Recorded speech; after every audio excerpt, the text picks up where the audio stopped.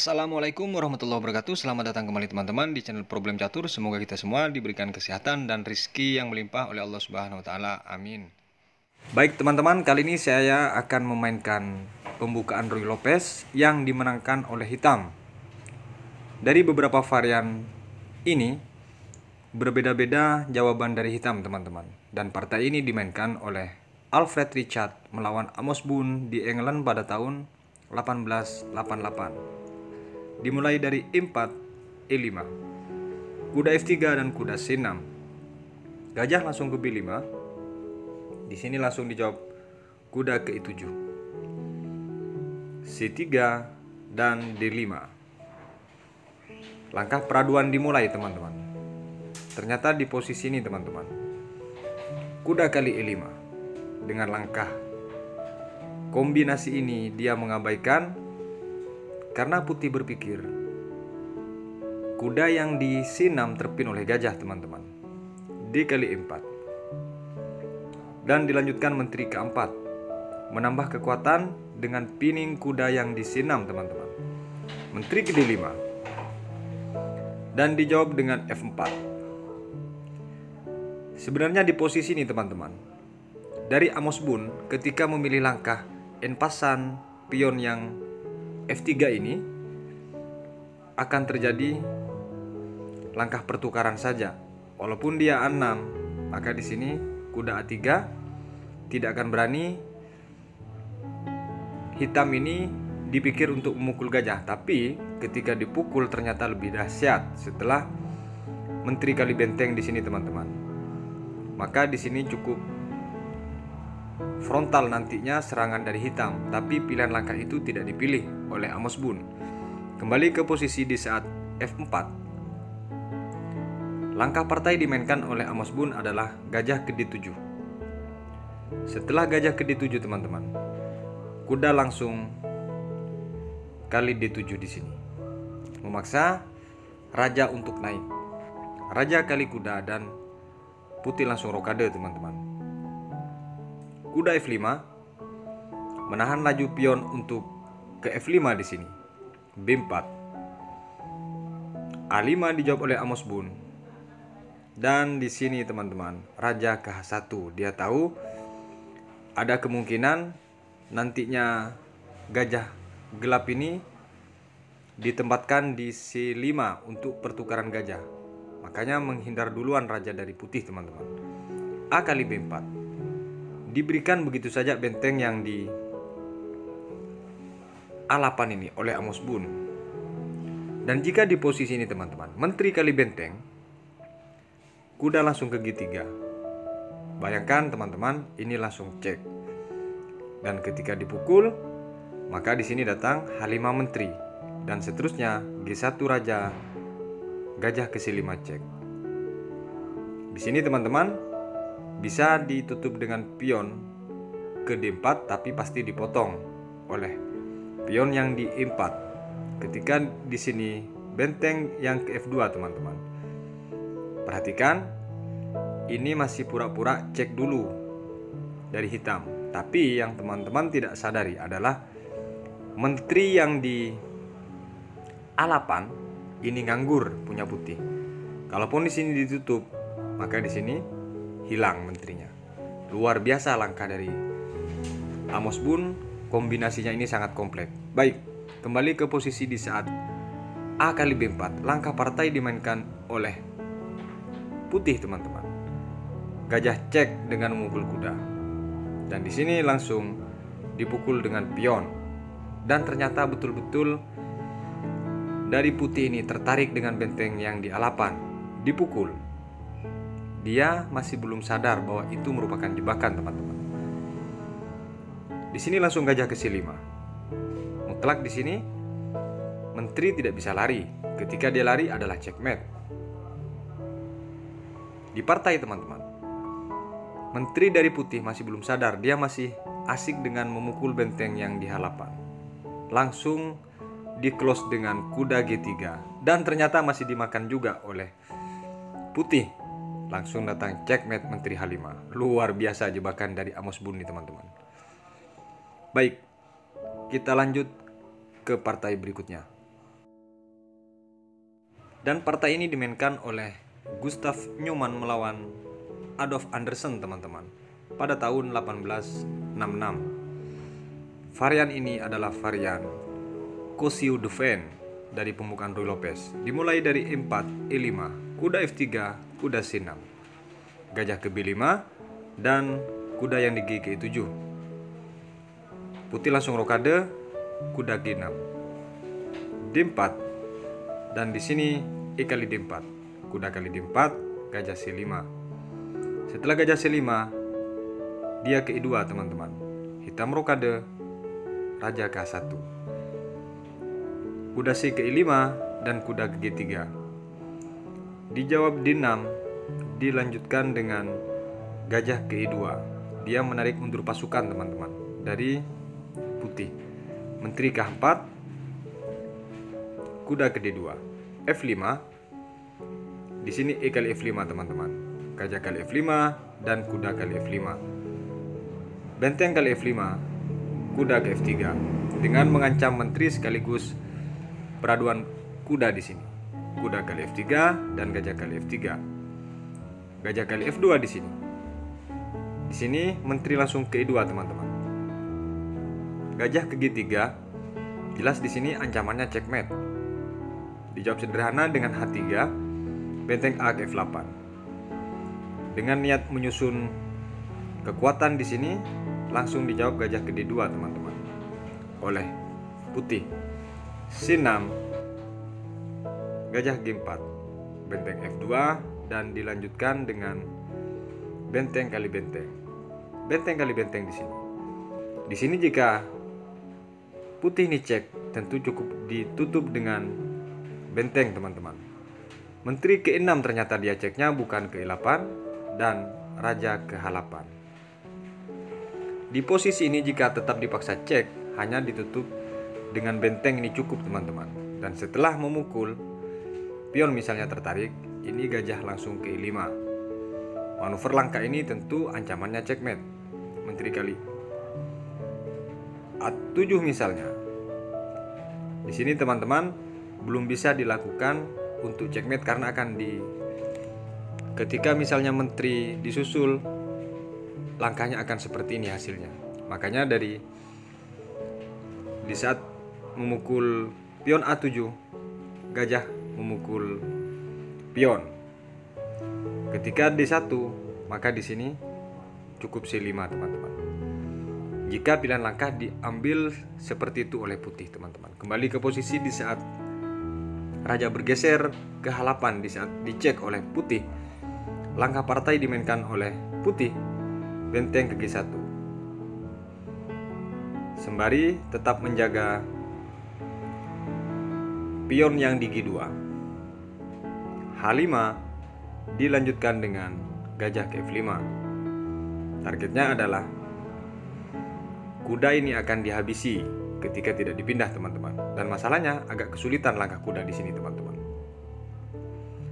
Kuda ternyata lari ke F8. Sekaligus mengancam menteri di sini. Menteri F7 dan langsung di sini teman-teman. Menteri memukul pion yang di H3. Langkah yang sangat luar biasa ini teman-teman. Pilihannya apakah dipukul dengan gajah atau dengan pion? Jika dengan pion, pilihannya adalah checkmate. Baik, di saat posisi menteri memukul pion ini, langkah partai dipukul oleh gajah. Dan di sini satu langkah langsung menyerah teman-teman. Benteng langsung memukul menteri. Kenapa dia menyerah di posisi ini? Langkah terbaik di sini adalah benteng D1. Kuda G6 dilanjutkan raja G1. H7 dan di sini benteng F1 teman-teman. Setelah gajah ke H2 cek, tentu dia harus kehilangan benteng. Ini analisa sekilas teman-teman. Masih banyak kemungkinan yang lain, tapi ini langkah-langkah terbaik kenapa dia menyerah di posisi benteng yang memukul menteri. Secara pion dari hitam unggul teman-teman, makanya dia menyerah. Baik, kita lanjut ke partai berikutnya. Dan partai ini teman-teman dimainkan oleh Adolf Anderssen sekarang yang pegang putih, melawan Louis Edbon pada tahun 1859. Dimulai dari E4 oleh Adolf Anderssen, E5, kuda F3, kuda C6, dan gajah ke B5. Kuda GG7, D4. Kuda kali D4 langsung. Tentu ini memaksa untuk pertukaran. Kuda kali kuda dan pion kali kuda. Putih langsung rokade C6. Di sini langkah pion gantung yang di D4 ini sekilas tidak efektif, teman-teman. Gajah ke-4 di sini langsung datang menteri ke B6, mencoba melindungi atau mempertahankan pion yang di D4. C3 baru dipukul sekarang, teman-teman. Kuda kali C3, kuda ke G6. Persiapan untuk pengembangan perwira sekaligus rokade nantinya hitam. Gajah ke E3. Gajah langsung ke C5. Dia tidak mau menarik mundur dari hitam, teman-teman. Gajah ke B3 dan dilanjutkan dengan gajah kali E3 di sini. Langkah paksa ini memaksa untuk cek dari hitam karena dari putih tidak mau memukul. Raja K1 dan hitam langsung rokade. Dilanjutkan menteri ke D6. Jelas di sini agak kesulitan dari gajah terang hitam ini untuk pengembangannya karena ditahan. Menteri G5 di sini dan dijawab dengan benteng ke F5. Setelah diancam menteri ke E7, teman-teman. E5 dia mengabaikan itu dan di sini dipukul oleh hitam untuk mengurangi kemungkinan risiko. E kali D6, B6. Jelas langkah ini untuk pengembangan gajah terang dari hitam. Benteng E1. Gajah ke-6, benteng ke E7. Dia rela menukar kualitas berharap akan promosi dari pion ini. Kuda ke H8. Karena kemungkinan untuk ancaman ini memaksa ketika dipukul benteng menggeser benteng yang di F8, makanya kuda tidak memukul, teman-teman. Harapannya tetap bisa melindungi petak F7 dari hitam. Benteng ke F3, benteng ke F8. Sekarang dipaksa untuk peraduan.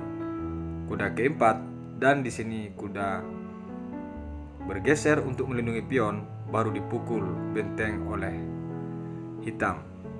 Pion kali benteng dan benteng ke E8. Jelas di sini tidak bisa diperjuangkan pion yang di E7 ini. Benteng ke E3. Dan di sini langsung dipukul, teman-teman. Ternyata dia langsung cek ke F6. Berharap ketika kuda ini dipukul, maka benteng dari hitam gratis.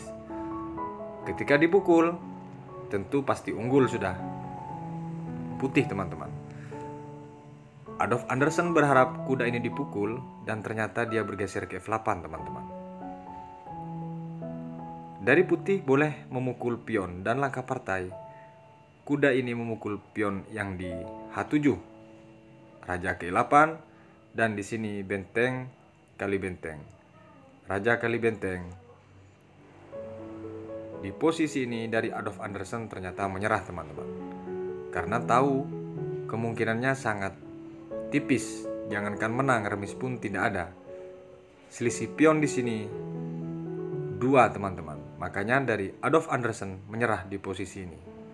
Langkah terbaik misalnya kuda G5, D5 dan kuda F3 misalnya, maka di sini langsung raja ke D6.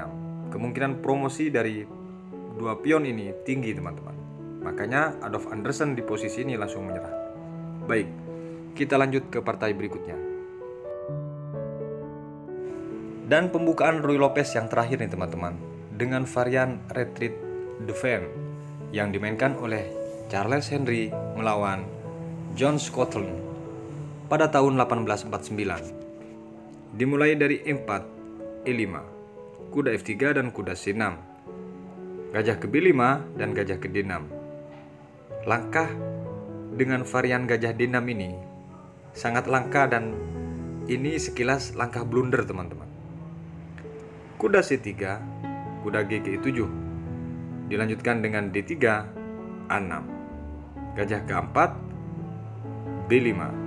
Gajah ke B3, kuda ke A5 dan rokade. Di sini kuda kali B3 teman-teman.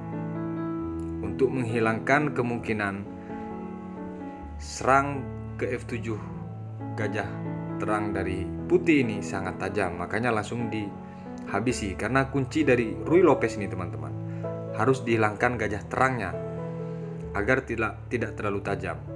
A kali B3, gajah ke B7. Dan dilanjutkan dengan kuda ke E2. Mencoba manuver serangan di sini ke arah sayap raja dari kuda putih. Hitam rokade, kuda G3. F5 langsung. Gajah G5 dan di sini dijawab F4. Kuda F5. Sekilas sangat kesulitan langkah dari hitam ini teman-teman, karena semuanya serba terkunci.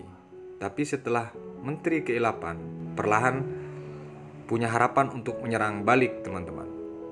Didului oleh putih, gajah kali gajah dan kuda kali gajah. Kali pion. Gajah ke F6 di sini. Kuda langsung ke G4, balik mengancam. Langsung dipukul pion yang di B2.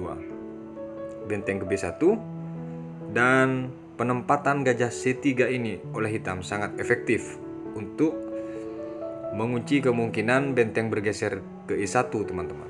H3, D5, F3 dan dijawab dengan H5.